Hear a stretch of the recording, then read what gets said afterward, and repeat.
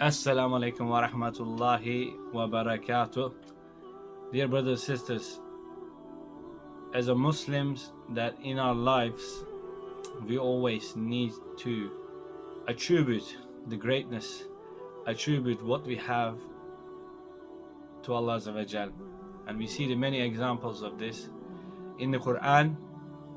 And Allah Azza wa Jal mentions about the people that they were really arrogant, and to a degree that whatever they had, they attributed to their own knowledge, to their own power.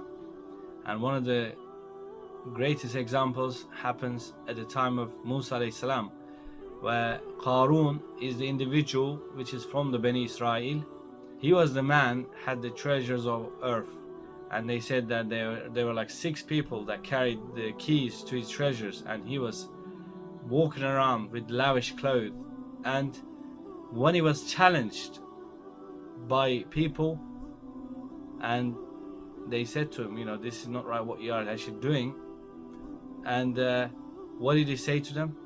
Like, this wealth I have, because he was from the Bani Israel, therefore obviously they were the people that was given the message and the message of Islam, and they were believing Allah Azza wa Jal.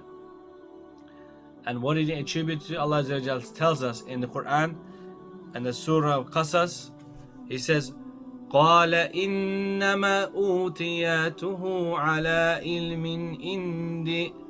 And he said, I have only given it because of knowledge I have. Hasbunallah wa ni'mal wakeel. You see the individual, the arrogance is showing in this kind of scenario where Allah Azza wa Jal given him blessings, given him wealth, but yet he attributes that to himself.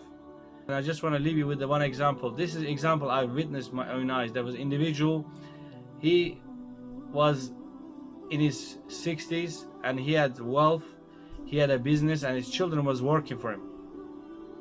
These children, he had an argument with his father, and the father turned around and said to him, and this is something I witnessed with my own eyes. He said to his children, he said, look, I have all this wealth, I have all these businesses because of myself. La hawla wa la quwwat. And he attributed that what Allah has favored him to himself. What happened?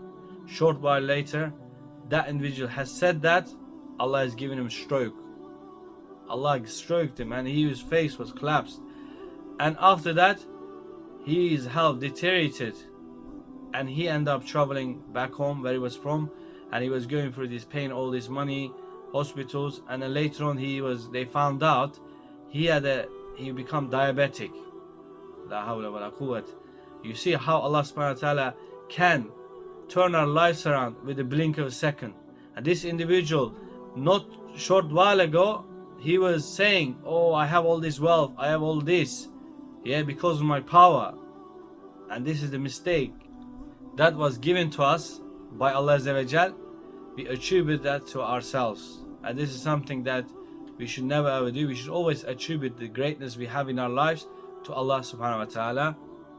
And as the end of Ramadan approaches, my brothers, and Allah mentions in the Quran with regards to the month of Ramadan, and when you complete the fasting, what does Allah says? وَلِتُكَبِّرُوا اللَّهَ عَلَى مَا هَدَاكُمْ. And when you complete the month, we are obligated to attribute the month and the greatness that we achieved during this month. Allah says that you should thank Him for the hidayah, for the guidance. So, because if Allah did not guide us, Allah did not give us the right path, my brothers, we would be the people that we see around us daily basis, not fasting, not praying, not being thankful to Allah Azza wa Jal. We would be amongst those people, but because of Allah's guidance on us, so therefore we have to be thankful to Allah Azza wa Jal upon completion of the month of Ramadan. Jazakumullah khair. Assalamu alaikum wa rahmatullahi wa barakatuh.